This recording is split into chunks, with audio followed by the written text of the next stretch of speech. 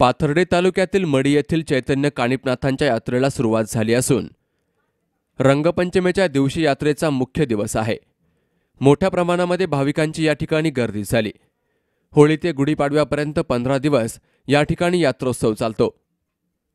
मुख्य कानिफनाथ मंदिराला आकर्षक रंगरंगोटी करण्यात आली असून मंदिर परिसरामध्ये सुशोभीकरण, दर्शनबारी व्यवस्था, विद्युत व्यवस्था, वाहनतळ, पिण्याच्या पाण्याची व्यवस्था, रस्त्यांची व्यवस्था तसेच मंदिरामध्ये गर्दीचं नियंत्रण करण्यासाठी बॅरिकेटिंग आणि मजबूत रेलिंग अशी कामं सुरू आहेत। सोमवारी 25 मार्चला रंगपंचमीच्या दिवशी यात्रेचा मुख्य दिवस असतो। यात्रेनिमित्त पंढरपूर, पुणे, सोलापूर, औरंगाबाद या ठिकाणावरून विविध हॉटेल व्यावसायिक या ठिकाणी दाखल झाले।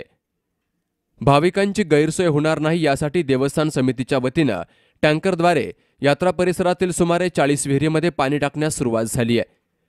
मडी देवस्थान समिती, ग्रामपंचायत आणि प्रशासनातर्फे लाखो भाविकांना पाणीपुरवठा करण्यासाठी युद्धपातळीवर काम सुरू आहे। सुमारे 9 ते 10 लाख लिटर पाणी यात्रेकरिता देवस्थान समितीनं स्वखर्चामधून उपलब्ध केल्याची माहिती देवस्थान समितीचे सचिव सुधीर मरकड यांनी दिली। यावर्षी आमची मडी यात्रा खूप अटीतटीच्या परिस्थितीत चालू आहे। कारण दुष्काळी परिस्थिती, या दुष्काळी परिस्थितीत सामना करताना कारण पिण्याच्या पाण्याच्या बाबतीत एवढं दुर्भिक्ष झालेलं आहे। कारण आम्हाला पाणी मिळेना आणि टँकरही मिळेना। शासनाकडून आम्हाला पाण्याची सोय करण्यात आली, परंतु सदर शेतकऱ्यांनी शासनाने ज्या विहिरी अधिग्रहित केल्या त्या विहिरी उपसल्यामुळे आम्हाला पाणी मिळालं नाही। आम्ही शेवटी पाणी विकत आणलं। आज 23 तारखेला आम्ही जवळजवळ 150 टँकर पाणी आमच्या आसपासच्या विहिरीमध्ये सोडलेलं आहे आणि भाविकांची पिण्याच्या पाण्याची व आंघोळीच्या पाण्याची सोय केलेली आहे। तर संस्थांचा जो 4 ते 4.5 लाख रुपये पिण्याच्या पाण्यावर खर्च झालेला आहे, तर तो खर्च काढण्याचा आमच्या आता म्हणजे भाविकाकडून तो खर्च का निघेल का नाही ही शंका आहे आम्हाला।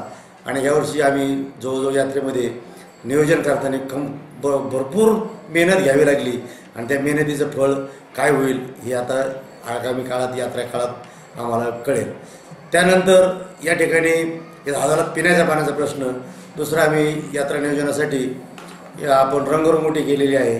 त्याच्यानंतर आपलं एक स्ट्रॉंग रूम बांधला आहे संस्थांमार्फत आणि दर्शनबारी बांधून ठेवलेली आहे आणि दर्शनबारीच्या मध्ये आपण कूलरची किंवा फॅनची सोय करणार आहोत, जेणेकरून येणाऱ्या भाविकांना उष्णतेचा त्रास होणार नाही।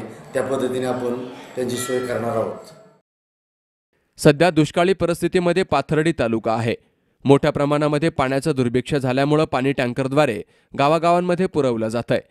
अमोल कांकरियासह मुकुंद लोहिया, सी न्यूज मराठी, पाथर्डी।